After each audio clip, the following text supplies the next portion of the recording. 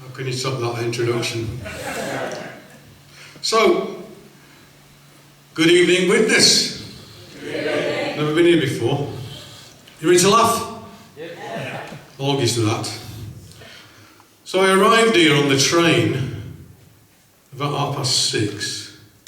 There was nobody there. I love detective stories, by the way, and this ties in later with that.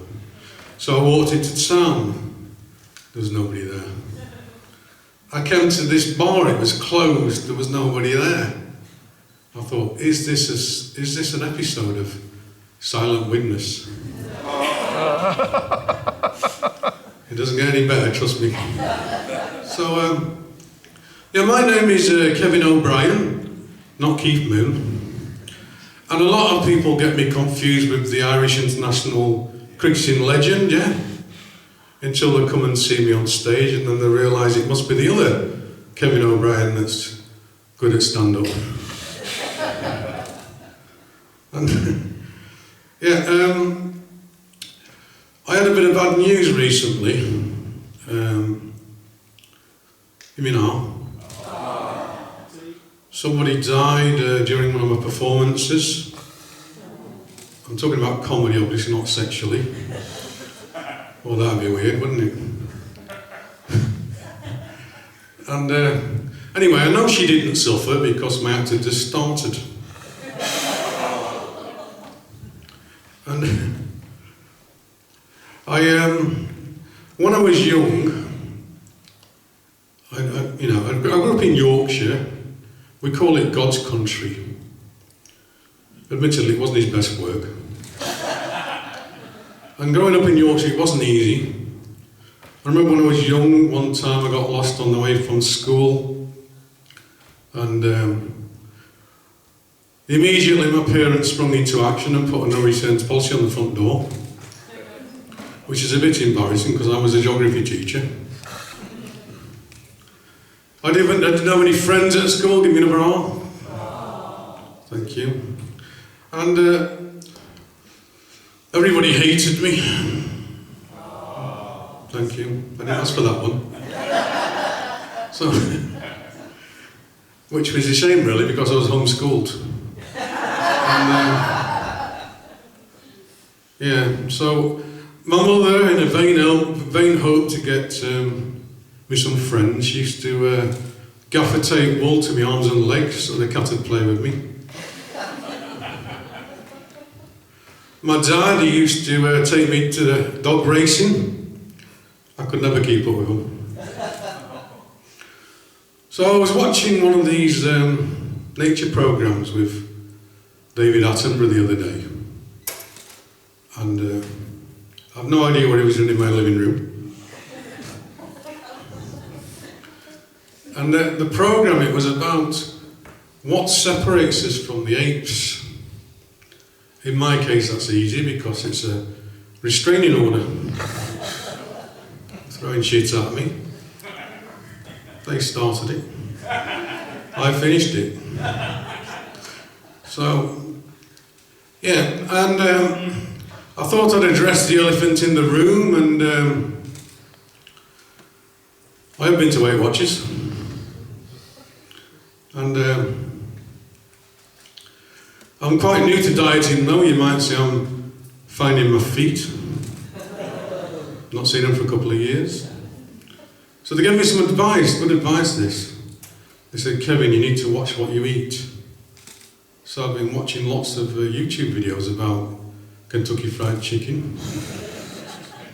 Then they said to me, Kevin, you need to get more exercise. So I said, okay. So I moved the deep fat fryer a bit further away from the sofa. So, and I went to the doctors. I always had a problem with alcohol, believe it or not. And I went to the doctor. She said to me, Kevin, I think you're an acute alcoholic. I said, thank you very much, and how about yourself? My friend invited me to his wedding, mistakenly. So I got a bit drunk and I was dancing on the floor. the dance floor, you know how it is.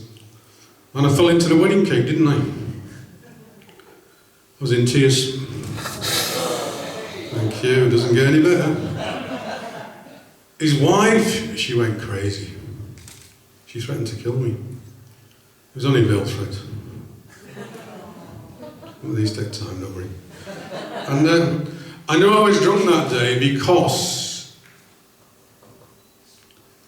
pissed the bed, didn't I? I know we've all done it.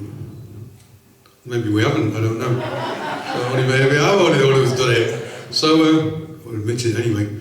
So, pissed the bed. I wasn't proud of myself. The IKEA store manager was furious.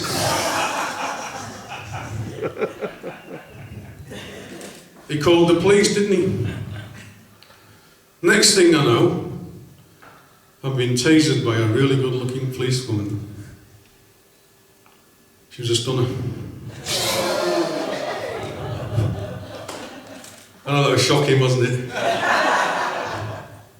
I think she fancied me. I could feel a spark between us. She didn't charge me. A colleague, he had a G-clamp on his head. I said to him, "What's with the G-clamp?" He said, "I only work in Vice." And this is one-liners, I'm afraid. So, my neighbour, she came round the next day, she said to me, "I've just been cutting the grass." I said, "Well, I'll teach you to keep his mouth shut then, won't it?" She said, "I've just had a burst pipe, Kevin." I said, "Was it bad?" She said, "Terrible. There was crack cocaine everywhere." Thank you. So she left the book she gave me a book, she said, "Kevin, read this." I said, "What is it?" She left me a book called Introductory Self-Motivation. I just can't be asked to read it. Relationships have gone just as badly for me. I'm happily divorced now, thankfully. My ex used to like talking dirty to me in bed. Dirty. Very dirty. On a mobile. So I've started dating again. I went out with a really lovely lady called Danny. That's Danny with one eye. Should I patch over the other eye? But I went out with a French woman, didn't I? Lovely lady. She brought a friend along to the date, chaperone. So I took a Wetherspoons because it's more romantic. I only had a few pints of wine. Everything's going fine. Then one of them offered me a menage a trois, didn't she? I said, "If it's all the same to you, I'll stick with the Guinness." I'm not a lager fan. So, and finally I ended up on a date with a fortune teller. Her name was Claire. Voyant. Thank you. Her brother had a crystal ball. That's testicular cancer for you.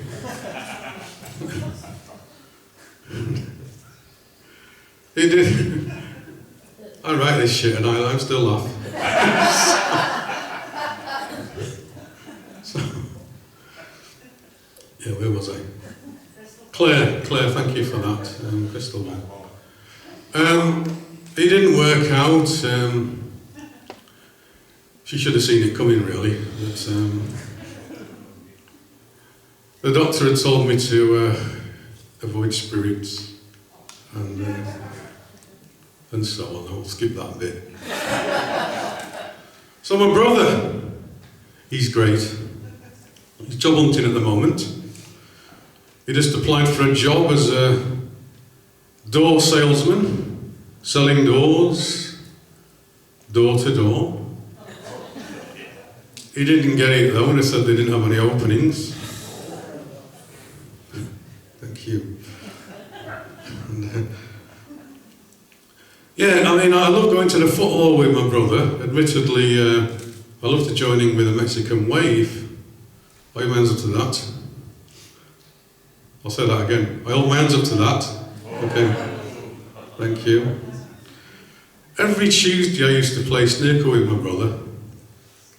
And I've realised I play a lot better when I use a cue. Thank you. Some of these take time. Well done. I'm following the room around. My brother always used to say to me, Kevin, you've got to fight fire with fire, which is probably why he didn't get that job at the fire brigade. My granddad, he's amazing. He's just had a cataract operation. That was an eye-opener.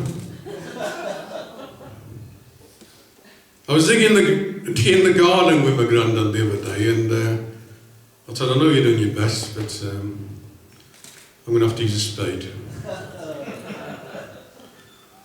My granddad's very old-fashioned when it comes to women. He sends all his dick pics in black and white. Didn't see that coming, did you?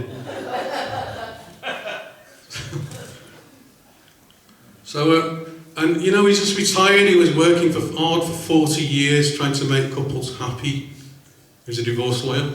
I thought that joke could do well in this place. So, yeah. So I'm going to tell you a little bit of a ghost story. I'm nearly finished, don't worry. So, this is a true story, fairly true anyway. I moved into this house, and it was, the guy before me was 96 years old, and strange things started to happen, like a haunting, I think.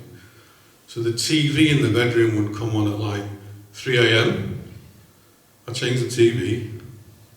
So, yeah, so the postman started delivering my mail on time, and people started to laugh at my jokes. So I knew there was something seriously wrong, you know. So, nobody believed me. So a few weeks later, a young priest arrived at my front door, rang the doorbell. I said, "What do you want?" He said, "I've come to help you with your spirits." I said, "How did you know I'm an alcoholic?" He said, "No, not those ones. Not those ones." He said, "I need to help you get rid of the ghosts." I said, "Okay." I said, "Go ahead then." He said, "Why do you want to help me anyway?" Because they've told me I need to exercise.